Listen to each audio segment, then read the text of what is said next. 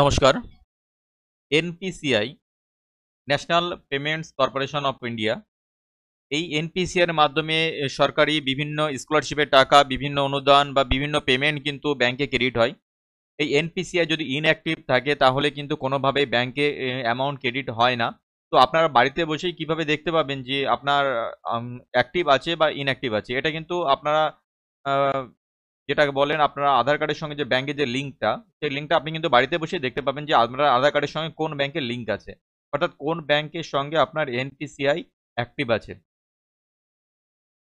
এটা কিন্তু খুবই গুরুত্বপূর্ণ। বিভিন্ন স্কলারশিপে করার জন্য কিন্তু এই এনপিসিআই অ্যাক্টিভ থাকাটা অত্যন্ত গুরুত্বপূর্ণ।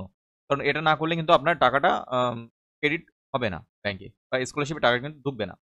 তো সবার ১ম এ আপনাকে আসতে হবে আধার কার্ডের অফিসিয়াল ওয়েবসাইটে।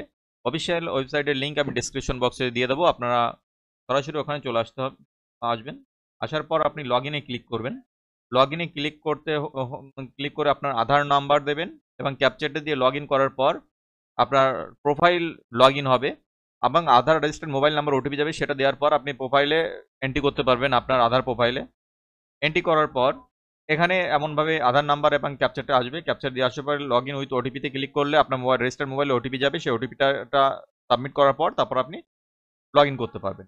লগইন করার পর এরকম একটা ইন্টারফেস আপনাদের সামনে ওপেন হবে। বিভিন্ন অপশন এখানে দেখতে পাবেন। আপনাকে আসতে হবে ব্যাংক সেটিং স্ট্যাটাসে। এখানে আপনাকে ক্লিক করতে হবে। এখানে ক্লিক করার পর আপনি কিন্তু দেখতে পাবেন যে আপনার আধার কার্ডের সঙ্গে ব্যাংকের লিঙ্ক আছে কিনা। যদি ব্যাংকের লিঙ্ক থাকে তাহলে আপনার আধার কার্ডের সঙ্গে কোন ব্যাংকের লিঙ্ক আছে সেটা এখানে আপনাকে দেখাবে এবং আপনার আধার কার্ডের যে লাস্ট 4 ডিজিট নাম্বার সেটাও এখানে দেখাবে এবং এখানে কিন্তু অ্যাক্টিভ দেখাবে এবং লাস্ট আপডেট কবে হয়েছিল সেটাও আপনাকে দেখাবে। যদি অ্যাক্টিভ না থাকে তাহলে এরকম দেখাবে আধার নাম্বার এত এবং ব্যাংক সেটিং স্ট্যাটাস কিন্তু ইনঅ্যাক্টিভ। যদি ইনঅ্যাক্টিভ থাকে তাহলে যত শীঘ্র সম্ভব ব্যাংকে গিয়ে এটি কিন্তু অ্যাক্টিভ করাতে হবে। যদি অ্যাক্টিভ না হয় তাহলে কিন্তু বিভিন্ন স্কলারশিপের টাকা আপনি পাবেন না। যে সমস্ত স্কলারশিপের টাকা এনপিসিআই এর মাধ্যমে ক্রেডিট হয় সেই সমস্ত টাকা আপনার অ্যাকাউন্টে ক্রেডিট হতে কিন্তু সমস্যা হবে।